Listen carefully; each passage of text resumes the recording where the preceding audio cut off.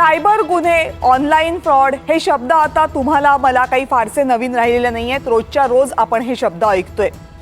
फक्त अशिक्षित किंवा गरीब माणसं सायबर क्राईमला, सायबर गुन्ह्यांना बळी पडतात असं नाही, तर या गुन्ह्यांना बळी पडणाऱ्यांमध्ये उच्च शिक्षित असणाऱ्यांचे, सधन समाजातले असणाऱ्यांचे सुद्धा प्रमाण मोठं आहे. गेल्या काही दिवसांमधली एक आकडेवारी समोर आलेली आहे. ही आकडेवारी आहे फक्त पुणे शहराबाबतची, पण एका शहराबाबतची जर अशी आकडेवारी असेल तर इतर शहरांमध्ये, महाराष्ट्रामध्ये आणि अख्ख्या देशभरामध्ये सायबर फ्रॉडचं प्रमाण किती वाढलेलं आहे, हे जाळं किती विस्तारते, किती घट्ट होते याची आपल्याला सहज कल्पना येते. एकट्या पुण्याचा जर विचार केला तर या वर्षामध्ये म्हणजे फक्त 9 महिन्यांमध्ये पुण्यामध्ये वेगवेगळ्या सायबर क्राईम, वेगवेगळे सायबर फ्रॉड जे झालेले आहेत त्याच्यामधून 200 कोटींपेक्षा जास्तची रक्कम लंपास झालेली आहे. यापैकी रक्कम परत किती मिळालेली आहे तर तो आकडा जेमतेम 1 कोटी इतकाही नाही. याचा अर्थ सायबर क्राईमला बळी पडलेल्यांचे पैसे परत मिळण्याची शक्यता ही इतर गुन्ह्यांच्या तुलनेमध्ये अत्यंत कमी आहे. गेल्या काही दिवसांमध्ये नाशिकमध्ये सुद्धा हीच घटना समोर आलेली आहे. एक वेगळ्याच प्रकारचा फ्रॉड आता समोर येतोय आणि त्या निमित्तानंच आपल्याला एक चर्चा करायची आहे. पण त्या अगोदर आपण पाहूयात की पुण्यातली जी धक्कादायक आकडेवारी आता समोर आलेली आहे ती आकडेवारी नेमकं काय सांगते. पुणेकरांची जी ऑनलाईन लूट झालेली आहे त्याचे जे आकडे मी आता तुम्हाला सांगणार आहे ते आकडे फक्त 9 महिन्यांमधले आकडे आहेत. म्हणजे 1 वर्ष सुद्धा पूर्ण झालेलं नाहीये. ऑनलाईन बँकिंग फ्रॉड म्हणजे बँक खात्यांमध्ये फ्रॉड करून जी रक्कम लुटली जाते त्याचे जे नोंद झालेले गुन्हे आहेत, अर्थात ही फक्त नोंद झालेली आकडेवारी आहे. नोंद झालेले गुन्हे फक्त 20 आहेत आणि रक्कम किती लुटली गेले तब्बल 6 कोटी आणि परत मिळालेली रक्कम 0. 1 रुपयाही परत मिळालेला नाहीये. फेक कॉल करून जे गुन्हे केले जातात, तुमच्या माझ्या मोबाईलवर रोज अननोन नंबरचे कॉल येत असतात. या कॉलचा वापर करून जे गुन्हे केले जातात, 117 गुन्हे दाखल झालेले आहेत. 11 कोटी रुपयांची रक्कम यामधून लुटण्यात आलेली आहे आणि परत किती मिळालेत फक्त 26,000 रुपये. फेक कॉल, मनी लॉन्ड्रिंग, अनेकदा सांगितलं जातं तुमच्यावर गुन्हा दाखल झालेला आहे, तुमच्यावर कारवाई होणार आहे, कारवाई टाळायची असेल तर पैसे द्यावे लागतील. अनेक जण या कॉलला घाबरतात आणि पैसे देतात.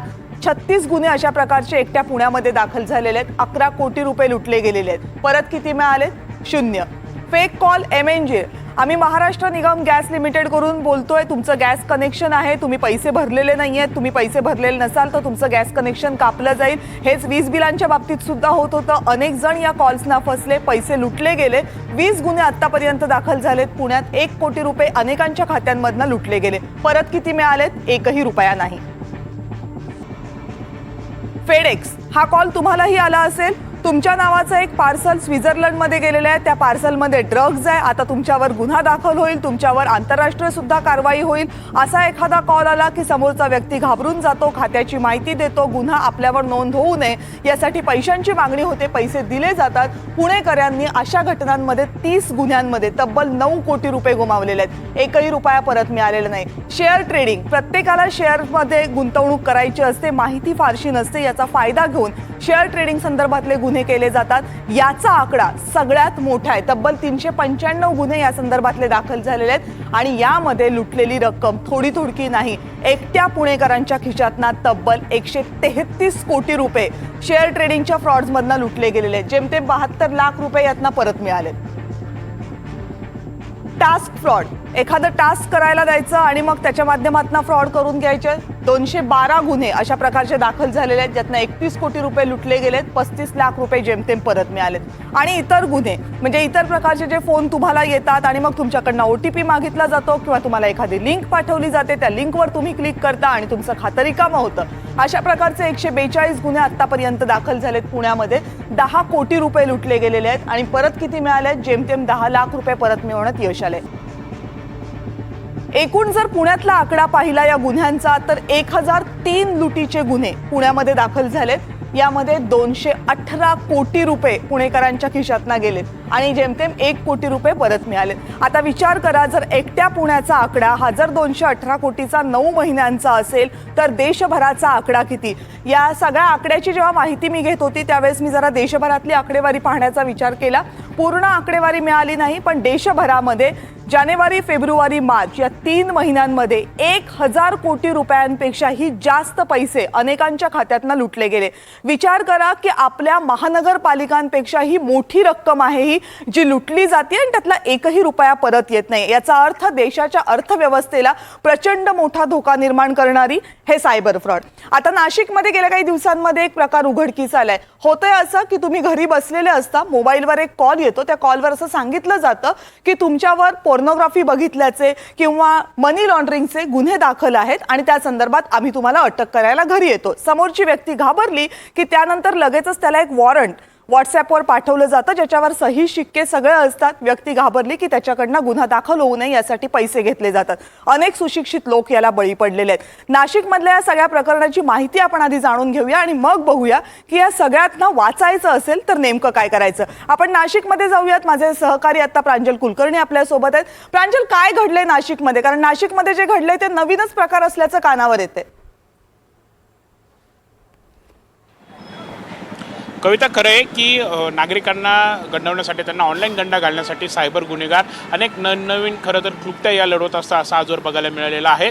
आणि आता खरं तर जो नवीन फ्रॉड हा समोर आलेला आहे तो नक्कीच धक्कादायक आहे. कारण तुम्हाला तुमच्या घरामध्येच डिजिटली अटक जी आहे ती केली जाते आणि या फ्रॉडला आता ऑनलाईन हाऊस अरेस्ट जे आहेत असं म्हटलं जातं आहे. तुम्हाला स्काईप असेल किंवा व्हॉट्सअपवर व्हिडिओ कॉल येतो आणि त्यानंतर तुम्ही मनी लॉन्ड्रिंग केलेली आहेत किंवा तुम्ही जे कुरिअर पाठवलं होतं त्यामध्ये ड्रग्ज सापडले आहेत, यासोबतच चाइल्ड पॉर्नोग्राफीमध्ये तुमचा सहभाग असल्याचं उघड झालेलं आहे असं सांगत भीती जी आहे ती दाखवली जाते. यासोबतच नुसती भीतीच दाखवली जात नाही तर चक्क सुप्रीम कोर्ट असेल किंवा ईडीचे काही डॉक्युमेंट्स पाठवले जातात, त्यावरती CBI असेल किंवा ईडी असेल यांचे सही शिक्के असतात, अधिकाऱ्यांचे सही देखील असते. आणि जर तुम्ही व्हिडिओ कॉल जर तुम्ही कट केला तर तुम्हाला अगदी काही मिनिटामध्ये तुमचे स्थानिक पोलीस जे आहेत ते अटक करणार आहेत. आमचे जी टीम आहे ती देखील तुमच्यापर्यंत पोहोचते असं सांगितलं जातं. आणि व्हिडिओ कॉल चालू ठेवतच त्यांना एक लिंक दिली जाते किंवा बँक अकाउंट नंबर हा दिला जातो आणि त्यावरती पैसे ट्रान्सफर करण्यास सांगितलं जातात. नाशिकमध्ये जे काही आता प्रकार समोर आलेले तर आतापर्यंत जवळपास 7 जणांची तब्बल 7,38,42,000 रुपये एवढ्यांची ऑनलाईन फसवणूक ही झालेली आहेत. आणि नक्कीच ही आकडेवारी जी आहे ती धक्कादायक आहेत. यामध्ये विशेष म्हणजे कुठले अशिक्षित नाही तर चक्क एक बँक ऑफिसर आहेत, एक IT इंजिनियर आहेत, तर काही उद्योजक देखील आहेत, त्यांची यामध्ये फसवणूक ही होती आहे. त्यामुळे कुठेतरी आता हा सर्व प्रकार धक्कादायक आहे. आणि यात कविता अजून एक धक्कादायक प्रकार म्हणजे याच हाऊस अरेस्टच्या प्रकरणामध्ये पोलीस खोलवर गेले असता, तपास केला असता तब्बल 1 तासाच्या आत ज्या अकाउंटवरती पैसे तक्रारदाराने दिले होते त्या अकाउंटवरून 1 तासाच्या आत तब्बल 1400 जणांच्या अकाउंटवरती ते पैसे ट्रान्सफर झाले होते आणि तो बँक अकाउंट जे आहेत ते नील हे करण्यात आलेलं होतं. आणि हे जे 1400 अकाउंट होते याचा जेव्हा तपास केला तर कुठेतरी परदेशापर्यंत ही लिंक जी आहे ती जाऊन पोहोचली होती. विविध देशामध्ये हे बँक अकाउंट जे आहे ते पोलिसांना आढळून आले आहेत. त्यामुळे एकंदरीतच हे जाळं नक्की कुठपर्यंत पोहोचलेले आहेत, ही व्याप्ती कुठपर्यंत पोहोचलेली आहेत, यापर्यंत पोलीस जे आहेत ते पोहोचू शकतात का, हा खरं तर प्रश्न आहे. जर असे प्रकार समोर आले तर कुठेतरी पोलिसांचं जे ऑनलाईन पोर्टल आहेत किंवा जो पोलिसांनी जो नंबर जारी केला हेल्पलाईन नंबर त्यावरती तात्काळ तुम्ही संपर्क साधा असं सांगितलं जातं. आणि जर ह्या गुन्हा घडल्यापासून आपली फसवणूक झाली लक्षात आलं तर जर आपण तात्काळ जर पोलिसांपर्यंत गेलो तर कदाचित आपलं अकाउंट फ्रीज करून जे काही पैसे शिल्लक आहेत ते देखील आपण वाचू शकतो.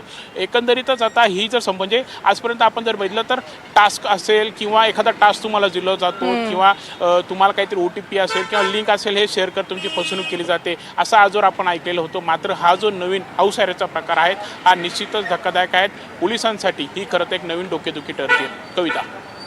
प्रांजल, धन्यवाद तुम्ही दिलेल्या सगळ्या सविस्तर माहितीबद्दल. आणि यातनं काही महत्त्वाचे प्रश्न उपस्थित होतात. आता प्रांजलनी जी माहिती दिली त्यावरून सुद्धा आणि जी आकडेवारी आपल्या समोर आलेली आहे त्यावरून सुद्धा. याच प्रश्नांची उत्तरं जाणून घेण्यासाठी डॉक्टर शेखर पवार आपल्यासोबत आहेत, सायबर एक्सपर्ट आहेत, आणि ॲडव्होकेट वैशाली भागवत आहेत, सायबर लॉ एक्सपर्ट. दोघांचंही मनपूर्वक स्वागत या चर्चेमध्ये. जर आपण दोघंही आधी थ्रू झाला असाल तर मला वाटतं तुम्ही आत्ताचं प्रांजलचं बोलणं ऐकलं असेल. 3 मुद्दे मला प्रांजलच्या बोलण्यातले खूप महत्त्वाचे वाटले. एक तर सुशिक्षित लोकांचं या सायबर गुन्ह्यांना बळी पडण्याचं प्रमाणही तितकंच आहे जितकं आपल्याला आधी वाटत होतं की वयस्कर लोक बळी पडतात किंवा गरीब लोक बळी पडतात, तर तसं काही नाहीये. दुसरी बाब की याच्यातनं जो पैसा लुटला जातोय त्याचा आकडा प्रचंड मोठा आहे. आणि तिसरी शेवटला जी प्रांजलनी बाब सांगितली होती की हा पैसा वळवला कसा जातो. या तीनही प्रश्नांच्या बाबत जाणून घेण्याच्या आधी वैशाली मॅडम पहिल्यांदा तुमच्याकडून जाणून घ्यायचंय की आपल्यासारखी माणसं इतक्या सहजपणे या फ्रॉडना बळी पडतात कशी आणि आपण पैसे गमावतो कसे? आपण ह्या सगळ्या आत्ताच्या जी चर्चेत सायबर गुन्ह्यांविषयी आपण चर्चा केली त्याच्यामध्ये 3 कॉमन फॅक्टर्स आपल्याला दिसून येतात. एक म्हणजे ग्रीड, दुसरं म्हणजे फिअर आणि एक आपण आता जे कव्हर केलं नाही पण त्याचा उल्लेख मी जरूर करीन की ज्याच्यामध्ये प्रेमाचा आमिष दाखवला जातो किंवा कुठल्या तरी इमोशनल एंगेजमेंटचा आमिष दाखवला जातो. या 3 प्रकारचे आमिष दाखवून हे गुन्हे घडले जातात. त्यामुळे वयस्कर, लहान मोठे, गरीब श्रीमंत हा आता फरक उरलेलाच नाही. It's been a great leveller. Okay. की जर आपल्याला कुठेतरी अशी लाच देऊन की तुम्हाला तुमचे पैसे दुप्पट होतील किंवा बँक जे तुम्हाला इंटरेस्ट रेट देते त्याच्यापेक्षा जास्त रेट मिळेल, शेअरमध्ये गुंतवणूक केल्यावर 3 महिन्यातच एवढ्या तरी लाखांचा आणि कोटींचा तुम्हाला फायदा होईल, अशी जेव्हा तुम्हाला ती सजेशन दिलं जातं आणि त्या ग्रीड पायी जेव्हा ह्या इन्व्हेस्टमेंट्स होतात तेव्हा आपल्याला आपण बघतो की खूप मोठ्या प्रमाणात हे शेअर ऑनलाईन ट्रेडिंगचे फ्रॉड्स होत आहेत. तसंच आता आपण डिजिटल अरेस्ट बद्दल बोललो, त्याच्यामध्ये फिअर फॅक्टर आहे आणि तुम्ही सगळे जर हे केसेस अनालाइज केलं तर त्याच्यामध्ये लगेच तुम्हाला अटक होईल. एक इमर्जन्सीचं वातावरण निर्माण केलं जातं. ते जे व्हिडिओ कॉल्स होतात त्याच्यामध्ये खरंच एक पोलीस स्टेशन आहे, पोलीस पोशाखांमध्ये, वर्दीमध्ये बसलेला माणूस तुमच्याशी बोलत आहे आणि ह्या प्रकारची भीती दाखवून त्या भीतीपोटी हे गुन्हे घडतायत. त्यामुळे सुशिक्षित लोक सुद्धा का बळी पडतायत त्याचं खरं उत्तर हेच आहे की either fear or greed or की कुठले तरी आपल्याला लग्न होणार आहे का, डेटिंग पार्टनर मिळणार आहे का, ह्या सुद्धा इंटिमेट रिलेशनशिपची सुद्धा भूल घालून हे गुन्हे घडतायत. अजून एक ट्रेंड आपल्याला दिसतो की जी लोक टार्गेट होत आहेत त्या लोकांकडे पैसे तर व्यवस्थित आहेतच, त्यामुळे हा एक मोठ्या पद्धतीचा ऑर्गनाइज्ड क्राईम म्हणायला हरकत नाही. कारण इन्सायडर इन्फॉर्मेशन फ्रॉडस्टर्स कडे नक्की आहे की कोणाच्या खात्यामध्ये किती पैसे आहेत, मग ते कसे ट्रान्सफर केले जाऊ शकतील वगैरे. आणि अजून एक ह्याच्यात प्रकार मला ह्याचा नक्की इथे उल्लेख करायचा आहे की बऱ्याचशा बँकांमध्ये प्री अप्रूव्ड लोन्स अवेलेबल असतात लोकांना. तर ह्या गुन्ह्यांमध्ये आम्ही अजून एक असा ट्रेंड बघितलाय की जरी तुमच्या खात्यात आता एक 20-25 हजार रुपयेच असतील पण तुम्हाला एक 50 लाखाचं प्री अप्रूव्ड लोन तुमच्या अकाउंटवर अवेलेबल आहे, तर गुन्हेगार तुम्हाला ह्या सगळ्या रॅकेटमध्ये गुंतवून तुमच्याकडून तुमच्या बँकेचा ऍक्सेस मिळवून ते प्री अप्रूव्ड लोन अप्रूव्ह करून घेतात. इमिजिएटली ती अमाऊंट तुमच्या अकाउंटमध्ये क्रेडिट होते आणि मग ती लगेच डेबिट होऊन तुम्हाला तो एडिशनल नुकसान झालेलं आम्ही लोकांचं बघितलेलं आहे. तुमच्या पुढच्या प्रश्नात मी ते सांगीनच सतर्क कसं राहायचं वगैरे, पण हे ट्रेंड्स आपल्याला कल्पनेच्या पलीकडचं आहे. म्हणजे की म्हणजे एकतर आहे ती रक्कम गेलीच गेली, परत कर्ज डोक्यावर ठेवून भामटे निघून जातात आणि त्याचं काही होत नाहीये. शेखर सर, मघाशी जी मी आकडेवारी वाचली ना त्या आकडेवारीमध्ये मला खूप चिंता जाणवली. त्याचं कारण असं आहे की ही फक्त पुण्यातली 9 महिन्यांची आकडेवारी आहे जी 218 कोटींची आहे. जेमतेम 1 कोटी रुपये सुद्धा परत नाही मिळालेले आहेत. काही रक्कम फ्रीज करण्यात आलेली आहे. जर एकट्या पुणे शहराची ही अवस्था असेल तर मुंबईसह महाराष्ट्राची काय अवस्था असेल याचा फक्त विचार करता येईल. म्हणजे मला तर ना हे आकडे फक्त स्कॅम मध्ये अगोदर मी ऐकलेले होते. आता हे आकडे जेवढे आपण टोटल आकडे या सायबर गुन्ह्यांचे ऐकतोय ते एखाद्या महानगरपालिकांपेक्षा, मोठ्या महानगरपालिकांचं जे बजेट असतं त्याच्यापेक्षा हे आकडे जास्त आहे. हे काय समांतर अर्थव्यवस्था उभी करतायत का? नक्कीच. पहिलं तर मी मुद्दामच आता माझं जे बॅकग्राऊंड आहे ते व्हर्च्युअल ठेवलंय आजच्या कॉलसाठी आणि मी ते मुद्दाम आता तुमच्याशी बोलता बोलता चेंज केलंय. आणि हे मी तुम्हाला सांगू इच्छितो की आपण सगळे आता डिजिटल वर्ल्ड मध्ये राहतो.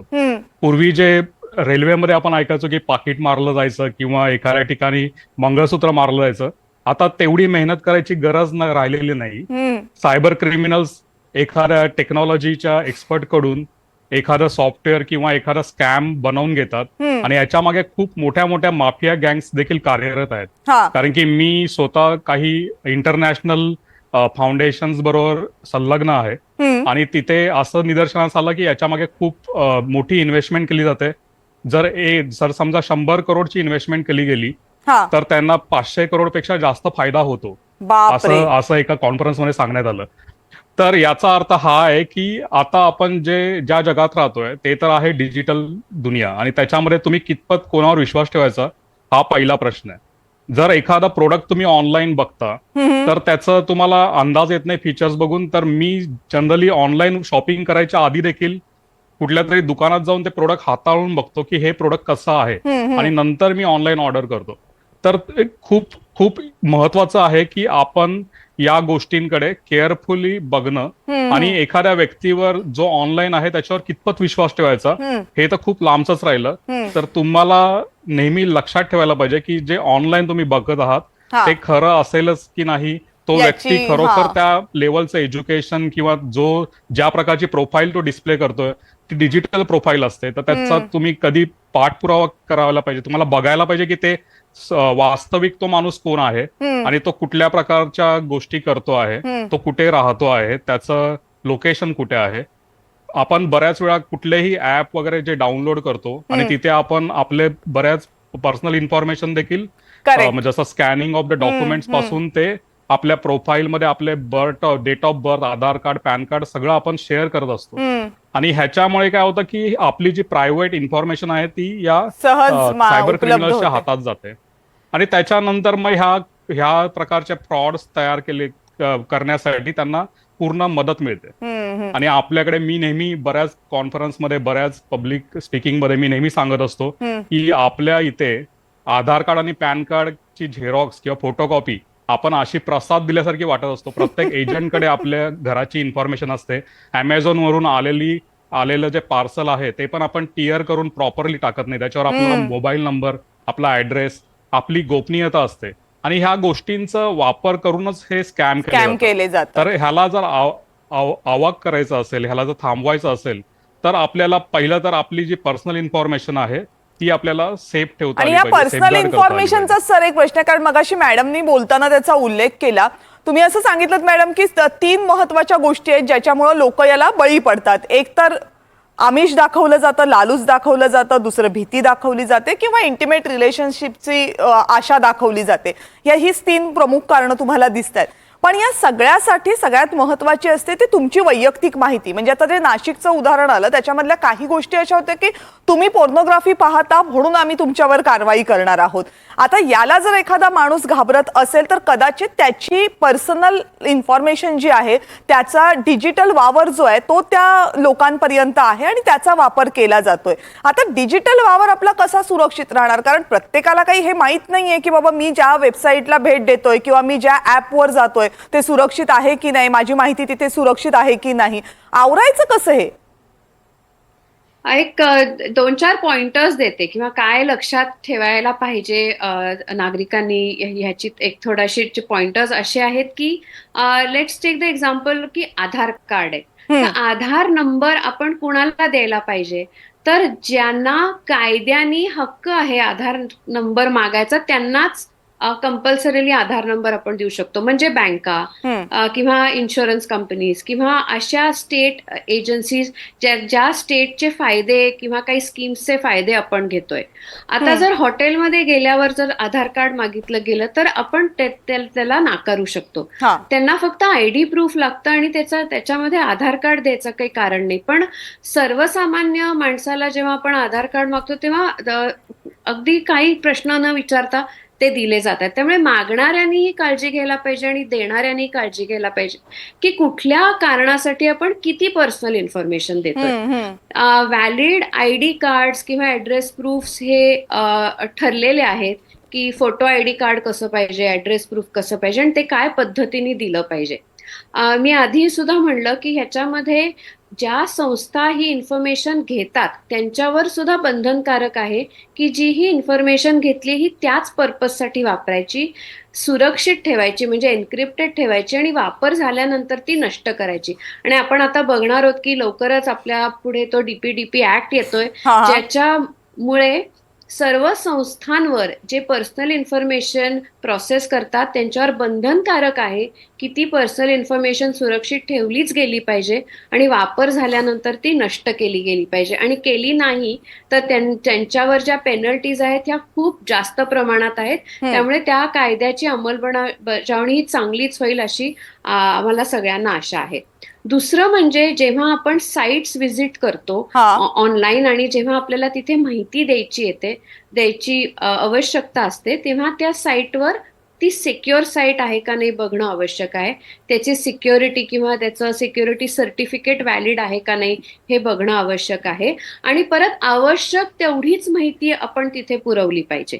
म्हणजे जर आता अमेझॉनवर मी काहीतरी आर्टिकल ऑर्डर करते तर त्याच्यामध्ये माझा नाव पत्ता एवढं पुरेसं आहे. त्याच्यामध्ये मला माझा डेट ऑफ बर्थ द्यायची गरज नाही. आणि त्यामुळे ज्या चांगल्या साईट्स आहेत ते आपल्याला जास्त इन्फॉर्मेशन मागणार पण नाहीत. त्यामुळे ते सतर्क राहणं सुद्धा महत्वाचं आहे की आपण कुठल्या वेबसाईटवर किती इन्फॉर्मेशन देतो. आणि तिसरं म्हणजे एस्पेशली सोशल मीडिया साईट्सवर आपली इन्फॉर्मेशन सुरक्षित कशी राहू शकेल त्याच्यासाठी त्याची प्रायव्हसी सेटिंग्स असतात. त्या सेटिंग्स बघून मग त्या पद्धतीने त्या सेटिंग्स करून मगच आपला सोशल मीडियाचा वापर आपण ठेवला पाहिजे. सध्या काय झालंय नागरिकांमध्ये सुद्धा, आता साधी टू व्हीलर चालवायची सुद्धा तरी आपण ती शिकतो आणि मग चालवतो आणि त्यासाठी लायसन्स असतो. पण सोशल मीडिया इंटरनेट वापरण्यासाठी काही रूल्स आहेत, काही एका विशिष्ट पद्धतीने वापरायला पाहिजे. ह्याचा अभ्यास करायचा कोणात ना पेशन्स आहे ना त्याची अर्ज आहे. आणि मग नंतर एखादी अशी घटना घडल्यानंतर आपण जे म्हणतो अरे माझ्या बाबतीत असं घडलं, पण त्याच्यासाठी ऍज अ सिटिझन पण तुम्ही काहीच अभ्यास केलेला नाही, काहीच प्रिपरेशन केलेलं नाहीये किंवा कुठलाच अलर्टनेस दाखवलेला नाहीये, तर ते सुद्धा कमी व्हायला पाहिजे. त्याचा अभ्यास पूर्णच वापर व्हायला पाहिजे. ही सुद्धा एक बेसिक गरज आहे. मला जरूर सिटिझन्सना किंवा इंटरनेट युजर्सना सांगायचं. ओके शेखरजी, याच्यामध्ये जो सुरुवातीला तुम्हाला दोघांनाही प्रश्न विचारायचा होता तो तिसरा मुद्दा सांगितला होता, तो मला खूप डेंजरस वाटला. कारण नाशिकमधल्या केसमध्ये जे पैसे लुटले गेले ते काही मिनिटांच्या आत 1400 वेगवेगळ्या खात्यांमध्ये वळवले गेले. आता 1400 खात्यांचा माग काढणं आणि ते पैसे पुन्हा मिळवणं हे पोलिसांसाठी किती जिकरीचं असू शकतं हे फक्त आपण त्या आकड्यावरनं समजू शकतो. जर हे होत असेल तर मुळात 1400 खात्यांचा ऍक्सेस मिळणं म्हणजे गोरगरिबांच्या खात्यांचा ऍक्सेस मिळवला जातो आणि मग ते पैसे तिकडे वळवले जातात. असं जर होत असेल तर मग या संघटित गुन्हेगारीला आळा घालणं खरंच शक्य आहे का? कसं आहे तर नंतर, पण ते घालता येणं तरी शक्य आहे का? आता काय झालंय की क्रिप्टो करन्सी अकाउंट्स असतात, हे मोस्टली जे अकाउंट्स असतात, तर क्रिप्टो करन्सी मध्ये तुम्हाला त्या व्यक्ती कोण आहे त्याची प्रायव्हसी इतकी मेंटेन केलेली असते की तुम्ही त्या व्यक्तीला रेकग्नाइज करू शकत नाही. तर हे नक्कीच खूप कठीण आहे हे रेकग्नाइज करणं. आणि काही वर्ष आधी एक पुण्यातलीच एक बँक आहे, मी आता त्या बँकेचं नाव घेऊ इच्छित नाही, पण त्यांच्या सर्व्हरवर देखील अटॅक होऊन कितीतरी करोड रुपयांचा एक स्कॅम केला गेला होता आणि त्या बाबतीत देखील त्यांचे पैसे वेगवेगळ्या अकाउंट्सवर ट्रान्सफर केले गेले होते. आणि ते पैसे एटीएम मशीन मधून देखील काढण्यात आले होते आणि हाँगकाँगच्या एका बँकमध्ये ट्रान्सफर करण्यात आले होते. आणि लेटेस्ट अपडेट जे माझ्याकडे आहेत अजून देखील ते पूर्णतः रिकव्हर झाले नाहीत. तर हे बऱ्याच काही इंटरनॅशनल बाबी देखील आहेत की ज्याच्यामध्ये पैसे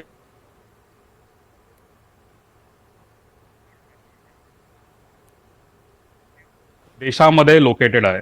तर हे नक्कीच आपल्याला गव्हर्नमेंट कडून या गोष्टींचा पाठपुरावा करणं भाग आहे आणि त्यांचे रिलेशन त्या दृष्टीने असणं भाग आहे की त्यांना एक FBI च्या मार्गाने किंवा इंटरनॅशनल लॉसच्या मार्गाने ते पैसे परत रिकव्हर करता येतील.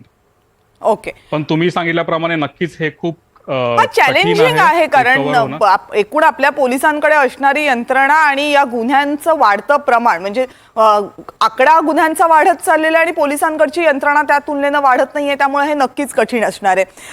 मॅडम, तुम्हाला एक शेवटचा प्रश्न मला विचारायचा आहे. तुम्ही मगाशी बऱ्याच मुद्द्यांचा उहापोह केलात, पण प्रश्न असा आहे ना की माझ्या मोबाईलवर एखादा अननोन कॉल येतो जो मी उचलला समोरची व्यक्ती व्यवस्थित बोलते, सहज बळी पडू शकतो कोणीही. जर माझ्यासारखं सहज बोलणारं कोणीतरी आपल्याशी बोलत असेल तर आपल्याला असं वाटतं की तो माणूस जेन्युइन आहे ना, का शंका येईल त्या माणसावर. बरं, आपण कामामध्ये असतो, आपल्याला वाटतं नसेल भरलं मी बिल, एखादं माझ्याकडनं राहून गेलं असेल, आपण हाही विचार करत नाही की जाऊन चेक करायचं की ते भरलंय की नाही, आणि मग आपण पैसे ट्रान्सफर करून मोकळे होतो. छोटी रक्कम असेल तर आपण लक्ष देत नाही, पण बऱ्याचदा येतात ना मोठी. आता या अननोन कॉल्सना कसं आवर घालायचा? बरं, सरकारही थकलंय त्याच्यावर वेगवेगळे उपाय करून, पण ते काय आवर घालताना दिसत नाहीयेत किंवा ते यशस्वी होतही नाहीये. एक परत 4-5 मुद्दे इथे मी सांगू इच्छिते. एक म्हणजे आपली telecom regulatory authority of India म्हणजे ट्राय, त्याच्यामध्ये काही वर्षांपूर्वी आपल्याला आठवत असेल एक डू नॉट डिस्टर्ब नावाची सुविधा सुरू केली होती, ज्याच्यामध्ये मी अननोन नंबर्सना आधीच ब्लॉक करू शकत होते की ते माझ्यापर्यंत पोहोचणार नाहीत. ती स्कीम एवढी चांगली चालली नाही, पण परत TRAI वर सध्या खूप सगळ्यांचं लक्ष आहे आणि हायली रेग्युलेटेड एंटिटी आहे, आणि परत त्या संस्थेच्या मार्फत अशा काही सर्व्हिसेस येऊ घातलेल्या आहेत ज्याच्यावरून हे कॉल्स आपल्याला आधीच ब्लॉक होतील, आपल्यापर्यंत येणारच नाहीत. दुसरं म्हणजे बँकांकडनं जे कॉल्स येतात त्याला सुद्धा आता सरकारने एक प्रिफिक्स दिलेलं आहे, 102 असं प्रिफिक्स आहे की त्या नंबर जो प्रिफिक्स असेल तरच हे जेन्युइन बँकेचे कॉल्स आहेत असे पण कस्टमर्सना ओळखता येतील. तिसरं म्हणजे कधीपासून आपल्याला असं वाटायला लागलं की आपल्या सगळ्या सरकारी संस्था इतक्या अलर्ट आणि इतक्या छान काम करतायत की आपलं एक बिल चुकलं तर लगेच इलेक्ट्रिसिटी आपली तुटली जाईल. हे सुद्धा नागरिकांनी थोडं लक्षात ठेवलं पाहिजे की सरकारी कामकाज आज सुद्धा ज्या पेसनी चालतं त्या पेसमध्ये हे अजिबातच शक्य नाही की फोन येऊन तुमची इलेक्ट्रिसिटी लगेच कट होणार आहे किंवा तुमची कुठली तरी इमर्जन्सी सर्व्हिस इमिजिएटली कट होणार आहे. इनफॅक्ट कायम सरकारची अशीच पद्धत कामाची आलेली आहे की तुम्हाला किमान 3 ते 4 रिमाइंडर्स पाठवल्यानंतरच ही सुविधा काढून घेतली जाते. अगदी प्रॉपर्टी टॅक्स असेल तरी काही लगेच कुठल्या कॉर्पोरेशनची कुठली कारवाई त्याच्यावर होत नाही. थकबाकी टॅक्स असेल किंवा थकबाकी कुठली असेल तर तेवढा अलर्टनेस डेफिनेटली सिटिझन्सनी दाखवायचा आहे. तिसरं म्हणजे बँकांवर सुद्धा आता रेग्युलेशन येत आहे की हे जे तुम्ही जे म्हणता की लगेच पैसे काढून घेतले जातात आणि इकडे तिकडे ते मनी लॉन्ड्रिंग मध्ये देशाच्या बाहेर सुद्धा जातात, तर बँकांवरही कायद्याचं देर इज रेग्युलेशन की हे म्यूल अकाउंट्स काढले जातातच कसे, आणि त्याच्यावर काहीच बँकांची ओव्हरसाईट कशी नाहीये. कारण now banks are being part of this money laundering आणि मनी म्यूल ट्रान्झॅक्शन, त्यामुळे त्यांच्यावर सुद्धा KYC कम्प्लायन्सचा जास्त रेग्युलेशन येऊ घातलेलं आहे. अजून एक मुद्दा सांगते, नवीन जो BNS कायदा आला, IPC ला रिप्लेस केला, त्याच्यामध्ये सुद्धा ऑर्गनाइज्ड क्राईमचा सेक्शन इंट्रोड्यूस झालेला आहे, आणि त्याच्यामध्ये कारण हा काही एक माणसाने केलेला गुन्हा नाही, मोठ्या टोळ्या आहेत, ऑर्गनाइज्ड क्राईम्स आहेत, त्यामुळे तो सेक्शन आता अप्लाय करणं जास्त सोपं जाईल जे आतापर्यंत शक्य नव्हतं. आणि शेवटचं म्हणजे जर आपण लगेच रिपोर्ट केलं cybercrime.gov.in ह्या साईटवर तर लगेच ते पैसे ब्लॉक होतात त्या बँकेच्या अकाउंट्समध्ये, आणि because of the CCTNS network पुढे जिथे जिथे ते पैसे जातात, म्हणजे एका बँकेतून दुसरीकडे, दुसरीकडून तिसरीकडे, या सगळ्या अकाउंट्समध्ये पैसे ब्लॉक होऊन तुम्हाला परत मिळण्याची शक्यता. त्याच्यामुळे मग पुण्याची जी आकडेवारी आली त्याच्यामध्ये फ्रोझन मनी किती आहे याचा एक भाग आहे, म्हणजे परत मिळवलेल्या पैशापेक्षा तो फ्रोझनचा आकडा जास्त आहे, पण ते पुन्हा येईपर्यंतची एक प्रक्रिया आहे ती आणखीन वेगळी आहे, आणि त्यासाठी लोकांना वाट पाहावी लागू शकते. वेळ संपत आलेली आहे, पण पवार सर तुमचा मुद्दा पूर्ण करा, कारण तुम्ही मगापासून इशारा करताय.